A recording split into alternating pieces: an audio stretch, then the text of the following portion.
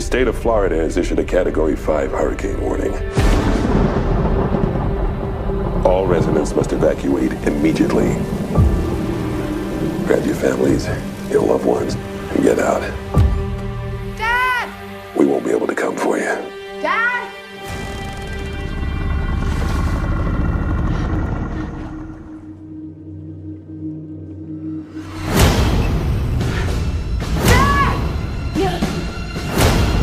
Oh my God! What happened?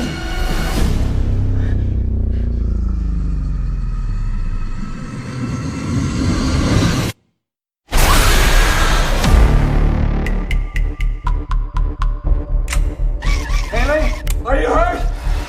I'm fine. Hello, can anybody hear me? I'm trapped with my father in our house in Coral Lake. Please send help! Haley! Wait, down here! Pete, you hear that? In less than an hour, we'll be underwater! Banging on the pipes blurs their senses. I can distract them for you. You got this!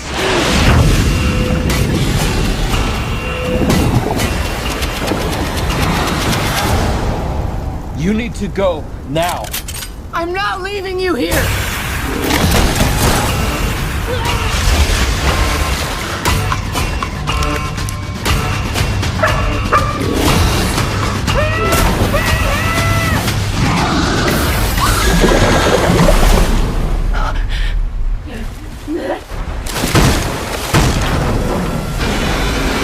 Come on, you son of a bitch!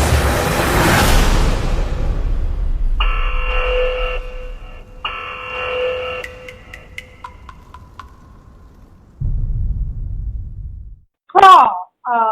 Now I heard you didn't like Crawl. Please tell me why. I mean, I think it was just the horrible bad decisions, and a lot of the stuff didn't make sense to me. Like, I mean, when she finds her father in the basement and he's got a compound fracture and he's bleeding out, I don't know why he lasted so long. I thought he might have went into shock, but a lot of the stuff just making no sense whatsoever. Yeah, I could see that. Actually, I rewatched the film the second time just to kind of, brush up before the podcast. And there was a few scenes where I'm just like, wait, what? How is that even possible? But I was like, hey, it's cinema entertainment. Whatever. I guess anything is possible. It's cinema entertainment. Like in real life, I feel like they should have been dead.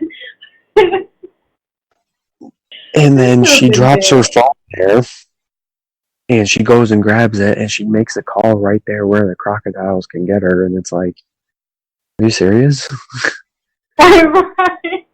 And then when her dad, especially her dad has just bruised it. I'm just like, why is he so alive?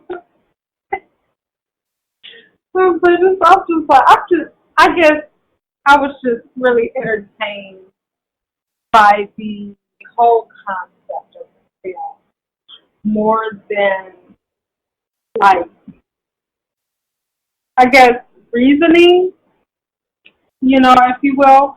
I thought it was a really great concept. The story was great. But then when you go back and watch it again, or when you go back and think, you're just like, wait, what? That doesn't make sense. Like, if I was in that situation, I probably would have been dead. It's like, okay. So, how about this? What is your favorite scene in the movie? My favorite scene, it had to be right there in the beginning where it showed that her father was supporting her when she was swimming, because that showed how my childhood was. My dad always supported me through all my decisions, and it kind of reminded me of my life. So I think that part was my favorite. Okay, yeah. I think my favorite scene was the very first jump scene where, okay, I don't want to spoil the stuff. For those who have seen it, like that very first jump scene, you remember the very first jump scene, right? When she goes and finally, like, gets to the house where her dad is in that very first jump scene. You remember that part of the jump scare? Yep. Okay, I think that's my favorite scene right there. But then I kind of like, I was so emotional over the dog. I was just like, oh. I think every scene that dog was in was my favorite scene. Okay, how about your least favorite scene? Where he loses his arm. That didn't make any sense to me. I mean, when he lost his arm, he was like still alive, still walking around like he was perfectly fine. It's like, you just lost an arm. Like, how are you still alive? Right, exactly. And this is where I'm thinking, like, okay, well, I guess anything is possible in, like, cinema entertainment because, it's like, in reality, he should not still be alive at all. But then, And you know, the other part I didn't like was right at the end. The ending wasn't that great for me. Like, it didn't do anything for me. definitely, yeah. But then I was thinking, like, you also look at films like 47 meters. And it's like, okay, how are they, like, surviving this long? You know, like, well, okay, they're submerged in the bottom of the ocean or whatever, and then they get trapped, and then, like, they get out of the, like, they're still alive. Like, why? Yeah, stuff like that. You gotta question. Like, yeah, okay. Only in cinema entertainment. So, like, that would not be at all. Okay, so how about this? If you were in this situation, what would you have done? If I was in this situation, I mean, I want to make the same mistakes they did. I mean, I think what I would have done was just sit tight and when things did get, I mean, more than likely I would have died. Plain and simple. I wouldn't have lasted as long as they did. I probably would have died if I was in their shoes. That is my true thoughts.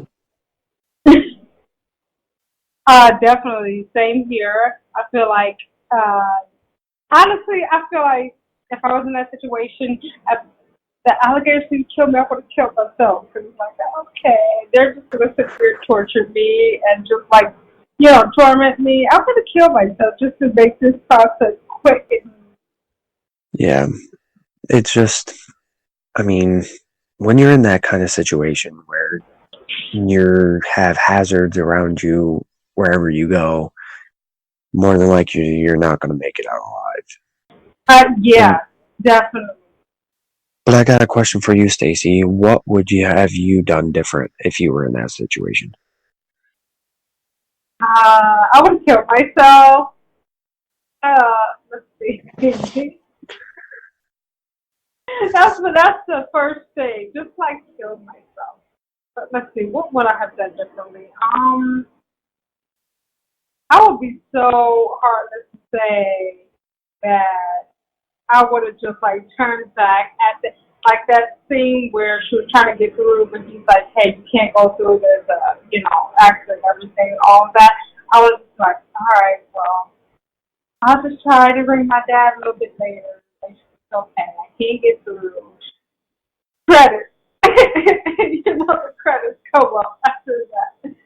But that sounds so cruel, doesn't it? You just go, oh, my dad's fine. He'll be fine. But let's see. Honestly, it's okay. To be fair, what would I have done? Heck, honestly, I think, in all seriousness, get to the house and I see it's like flooded underwater and everything. The first thing I would have done was probably just call for help.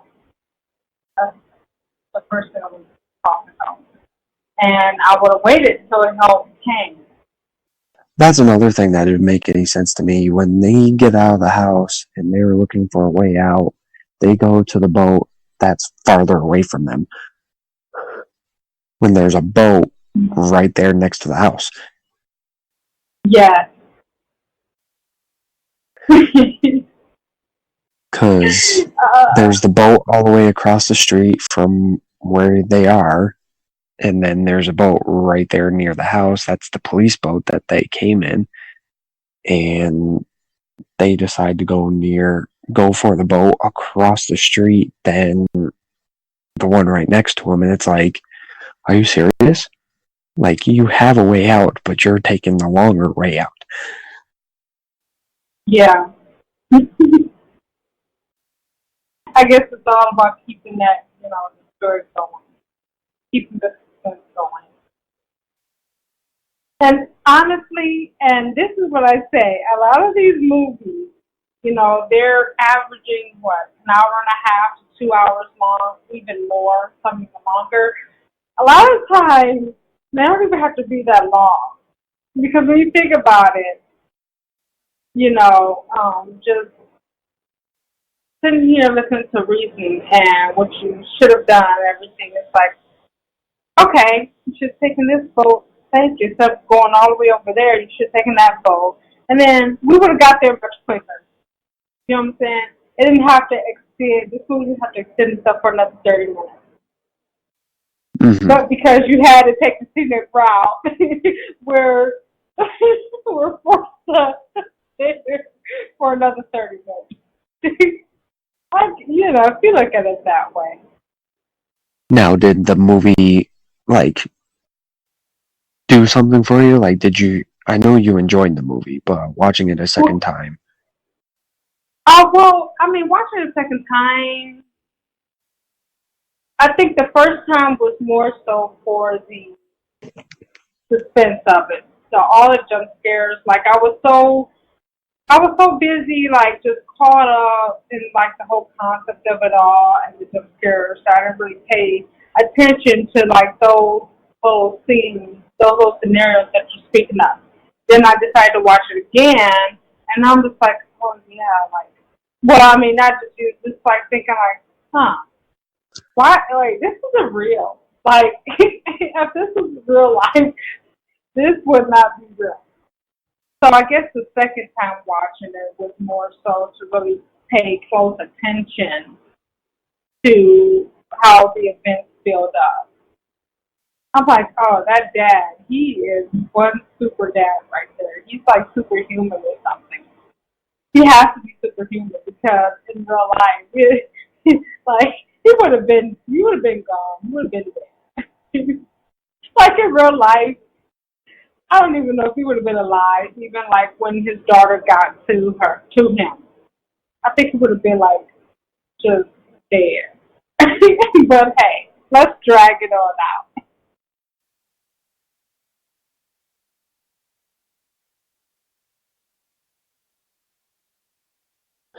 Now, what are your final thoughts on it? I guess my final thoughts are that, again, it is a great concept. I feel like it's really simple. It's really simple, but also the action and suspense is really great in the film. Those jump scares are really good. But again, when you're looking at it from a realistic standpoint, you have a lot of questions. And when you think it realistically, it's just yeah, this isn't real at all. But if you just do away with the realistic part of it and just watch it for just the entertainment that it is, I think it's really. Yeah, you pretty much took the words right out of my mouth. It leaves you with a lot of questions that make you think, huh? Yeah. And, it was a good concept. I like the idea, but I wish it was more suspense than anything. It was trying to be more scary than suspense, and it's with that kind of situation, yeah, it's scary, but it's not. It doesn't satisfy the audience as much as you want it to do it. So Yes, and like realistically, it's just like a lot of people will probably shake their head when they thinking, from a realistic standpoint. And it's just like a lot of these future films. There's so many of them out here, and like you like it for the entertainment that it is. So when you think like realistically, you're just like, okay, I guess. You just looking so confused, like, I guess so. Maybe. Yeah, no, that's not real. And you're just like that's how it was. Like the second time around, that's how it was through the film. It's like, I guess, maybe, no, not at all. Like, okay, RoboCop dad here. Like, he's pulling her up with one arm. Like, yeah, I guess so. But it was. I guess it's entertainment. Watch it for fun. Don't watch it. Don't watch it from the realistic standpoint. It will definitely disappoint you. definitely. But then when you also think of from that, like, say, if these movies show how things would be realistically in movies, then we wouldn't really have much of a movie. It's like, okay, here these people are stranded and you have a horde of alligators after them. Yeah, one bite of them, okay, that's it, they're dead, in credits, like in less than, let's see, I'm going to say less than, not even an hour, not even, maybe what was that, 30, 40 minutes, around 30 minutes or so when the main event started happening when she got to the house and found her dad, probably less than 30 minutes. It's like that first crocodile or alligator in credits. Yeah, and they showed it realistically.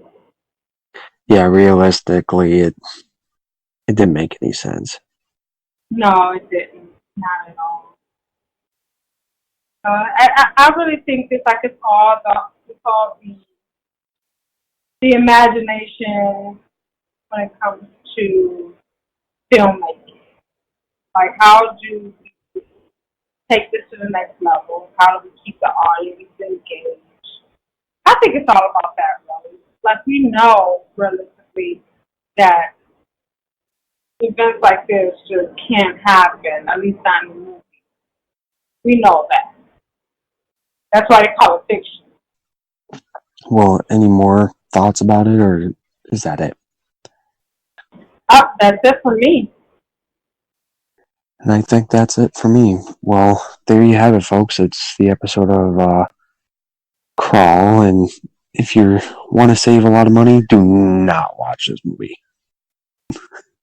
It will leave you a lot of questions that don't make any sense, so please stay away from this movie. But if you do want to see it, Crawl releases on September 24th in VOD and October 15th for DVD and Blu-ray. Thanks for listening. Until next time, stay scared.